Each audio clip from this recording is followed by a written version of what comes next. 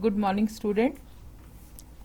हम developmental biology BSc part first का third paper का unit first definition, history and scope के बारे में आज पढ़ेंगे। ये पहला लेक्चर है इसके अंदर, क्योंकि डेवलपमेंटल बायोलॉजी और एम्ब्रियोलॉजी की स्टडी हम करेंगे। सबसे पहले हमें पता होना चाहिए कि एम्ब्रियोलॉजी और डेवलपमेंटल बायोलॉजी में क्या डिफरेंस है। तो सबसे पहले हम एम्ब्रियोलॉजी की डेफिनेशन पढ़ेंगे और नेक्स्ट डेवलपमेंटल बायोलॉजी, एंड उसके बाद उसका क्या डिफरेंस है वो हम इसके अंदर देखेंगे। सबसे पहले डेफिनेशन, एम्ब्रियोलॉजी क्या है। एम्ब्रियोलॉजी एक ग्रीक वर्ड के एम्ब्रियन वर्ड से आई है और जिसका मतलब होता है अनबॉर्न एम्ब्रियो, और लॉजी मीन्स होता है स्टडी। तो एम्ब्रियो की स्टडी करना है एम्ब्रियोलॉजी कहलाती है।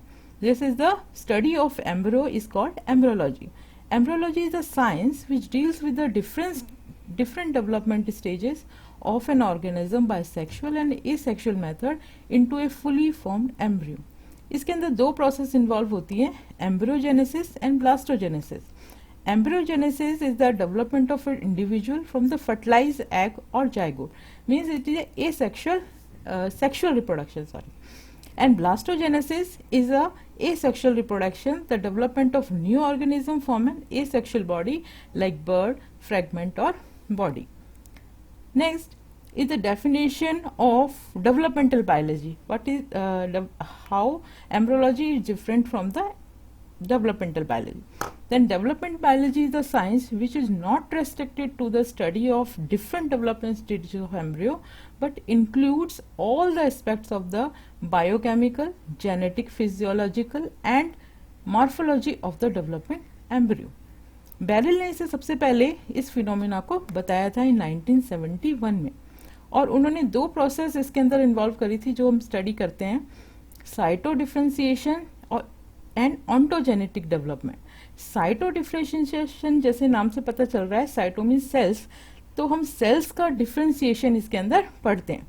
एंड ऑन्टोजेनिक मॉर्फोजेनेसिस होता है, इसमें development of an organism both physical and psychological study करते हैं, usually from the time of fertilization to the of the egg to the adult. The overall life span of the organism की हम study करते हैं इसके। What is the difference between the embryology and development?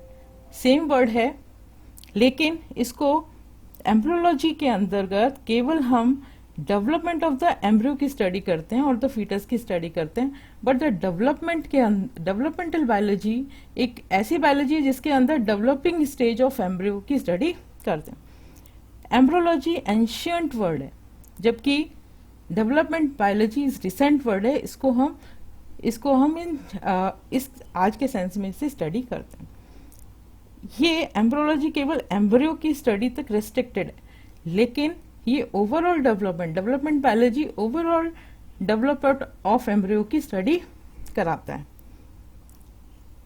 Cell differentiation in the zygote embryology के अंतर्गत आता है, लेकिन डेवलपमेंटल बायोलॉजी के अंदर दूसरी साइंस भी बहुत ही क्लोजली रिलेटेड होती हैं, जैसे genetics is involve, cell biology is involve, physiology is involve, evolution and ecology is also involve in this developmental biology. Development biology is a wide term of the embryology.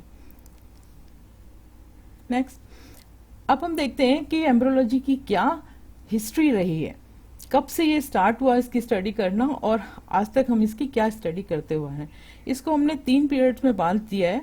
एक है ancient period, दूसरा जो हम पढ़ते हैं इसके अंदर उसमें हम पढ़ते हैं मॉडर्न पीरियड, और थर्ड जो है वो हम करते हैं experimental period. First of all हम एंशियंट पीरियड के बारे में स्टडी करते हैं, जिसके अंदर सबसे पहले अरिस्टोटल, जिसको सब बच्चे अच्छे से जानते हैं, बहुत सारी किताबों के अंदर हर सब्जेक्ट की स्टडी में आता है, अरस्तु। दिस इज अरस्तु, जो कि 384 से 322 बीसी एक ग्रीस फिलोसफर थे, जिन्होंने एनिमल्स के एम्ब्रियो की स्टडी करी थी, और ये एम्ब्रियो की जो स्टडी थी वह बहुत ही एक्यूरेट थी उनके अकॉर्डिंग, और उन्होंने जो अपना वर्क है वो भी अपनी एक बुक में लिखा, डी जनरेशन एनिमिलियम। और इन्हीं को हम फादर ऑफ एम्ब्रियोलॉजी कहते हैं।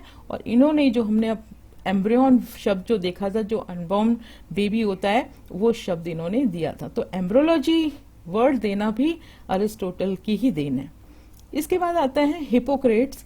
हिपोक्रेट्स ने 462 370 बीसी में चिक के एग के डेवलपमेंट की स्टडी करी। एनेक्सिमेंडर ने 600 बीसी के अंतर्गत इसने ये आइडिया बताया कि जो एम्ब्रियो है वो कोई moist animal fish like structure से उसकी उत्पत्ति होती है। इसके बाद एपिडोलस, इन्होंने बताया कि फीटस जो है, जो भी एम्ब्रियो है, वो partly from male and partly from the female semen से आता है।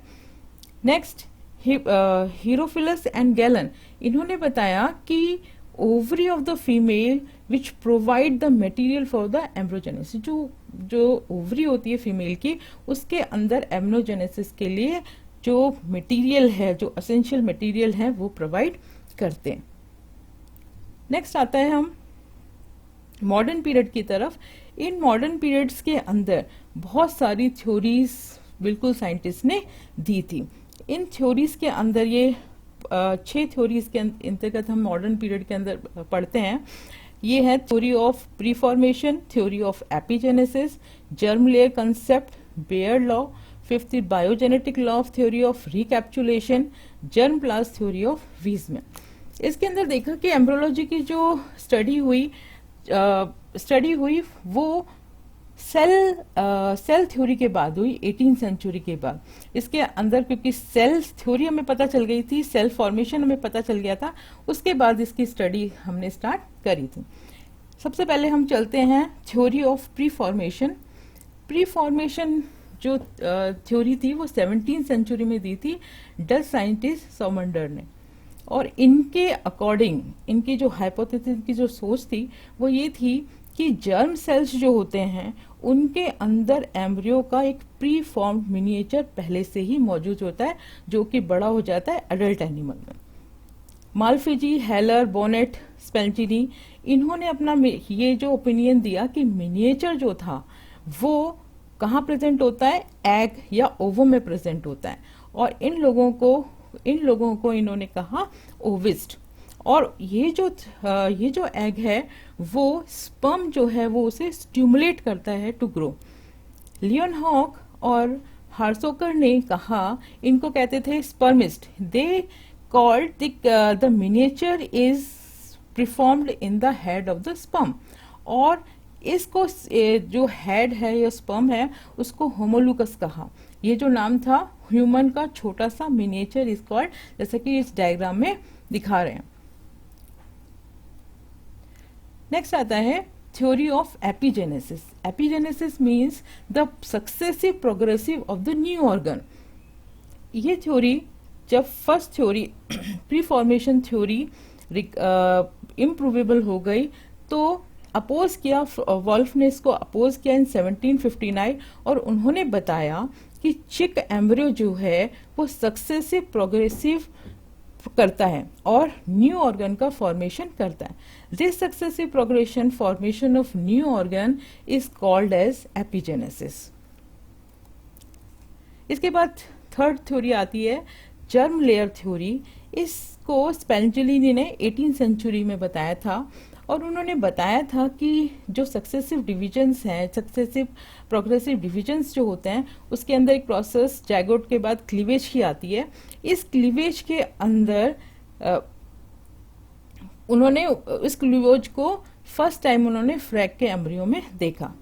पेंडर ने इसको डिस्क्राइब किया कि ये जो फॉर्मेशन है इसके अंदर 3 प्राइमरी जर्म लेयर का निर्माण होता है, जैसे कि डायग्राम में बताया गया है कि इसके अंदर एक्टोडर्म, मीजोडर्म और एंडोडर्म का फॉर्मेशन इन चिक एम्ब्रियो के अंदर होता है। इसके बाद आते हैं हम बियर्स लॉ। ये बहुत ही इम्पोर्टेंट थ्योरी दी थी और इसी को हम father of modern embryology Karl Ernst von Baer 1972 to 1876 में इन्होंने स्टडी करी और इनको फादर ऑफ मॉडर्न एम्ब्रियोलॉजी कहते हैं। जैसे हमने पहले बताया था कि father of embryology is Aristotle, but the father of modern embryology is the Karl von Baer. तो बियर लॉ जो इन्होंने दिया था उसमें इन्होंने बताया कि जो सक्सेसिव डिवीजन होते हैं उसके बाद उनके अंदर सबसे पहले जनरल फीचर्स जो है टैक्सोनॉमिक ग्रुप के वो अपीयर होते हैं और बाद में जाके स्पेसिफिक कैरेक्टर अपीयर होते हैं। जैसे कि इस डायग्राम के अंदर बताया है कि डेवलपमेंटल आवर ग्लास मॉडल, इसके अंदर कहा है कि अगर इस लोअर लेवल के अंदर अगर हम देखते हैं तो सब जायगोट से शुरू होते हैं। उनका डिवीजन जो है जायगोट से शुरू होता है, क्लीवेज आता है, क्लीवेज के बाद गैस्टूला, ब्लास्टूला, ग्लेस्टूला और उसके बाद एनिमल का फॉर्मेशन होता है। एक ऐसी एक कंस्ट्रक्टेड स्टेट आती है जहां पे हम किसी भी एम्ब्रियो को किसी भी फाइलम के एम्ब्रियो से डिफरेंशिएट नहीं कर पाते, उनकी शेप साइज एक जैसा होता है। लेकिन आफ्टर सक्सेसिव डिवीजन और जब उनको अपना स्पेसिफिक कैरेक्टर बताना पड़ता है स्पीशीज का या फाइलम का, तो वो उसके अंदर वो अपने कैरेक्टर रिलीज करते हैं। इसके बाद आता है बायोजेनेटिक लॉ और थ्योरी ऑफ रिकैप्चुलेशन। बियर के लॉ को ही इन्होंने बहुत ही अप्लाइड किया, एनालाइज किया और इन्होंने लॉ फाइलोजेनेटिक कंसेप्ट बताया। इसके अंतर्गत क्या होता है कि एम्ब्रियोलॉजिक और ontogenic development recapitulate the successive evolutionary और phylogenetic history of the animal species. जैसे कि डायग्राम में है कि fish, salamander, tortoise, chicken, human का एम्ब्रियो, अर्ली एम्ब्रियो सेम है, बल्कि मिड स्टेज में उनके अंदर स्पेसिफिक कैरेक्टर्स डेवलप होते हैं। देन मैच्योर एम्ब्रियो जो है वो उनका डिफरेंशिएट हो जाता है। इसके अंदर ऑन्टोजेनी डेवलपमेंट जो है मीन्स उसके अंदर ऑन्टोजेनी रिपीट्स फाइलोजेनी, मीन्स उसके फाइलम के कैरेक्टर या जनरल कैरेक्टर जो फाइलम के होते हैं वो पहले रिलीज होते हैं और उसके बाद उनके स्पेसिफिक कैरेक्टर रिलीज होते हैं। इसके बाद आता है germ plasm theory of Weissman. Weissman की थ्योरी सबने वीजमैन के बारे में सभी जानते हैं, ऑगस्ट वीजमैन, जिन्होंने एवोल्यूशन में भी अपना रोल अदा किया था। और इन्होंने इस थ्योरी के अंदर एम्ब्रियोलॉजी में अपना जो योगदान दिया वो ये दिया था कि ये एक जो एम्ब्रियोलॉजी है उसके अंदर हेरिडिटी का बहुत बड़ा योगदान होता है। हेरिडिटी एंड एम्ब्रियोनिक डेवलपमेंट साथ साथ चलते हैं और इन्होंने इस हेरिडिटी को एक डिटर्मिनेंट्स के नाम से जाना था। जैसे हम पहले साइंटिस्ट को नहीं पता था, ये डिटर्मिनेंट अब जीन के नाम से हम जानते हैं। तो वीजमैन जो है उन्होंने रिलेशनशिप बताई थी कि हेरिडिटी और एम्ब्रियोनिक डेवलपमेंट में क्या, हेरिडिटी किस तरह से एम्ब्रियोनिक डेवलपमेंट में हेल्प करती है। थैंक्स बच्चों। अगली स्लाइड में हम इसके एक्सपेरिमेंटल थ्योरीज के बारे में पढ़ेंगे, इसीलिए नेक्स्ट लेक्चर को आप देखें। Thank you.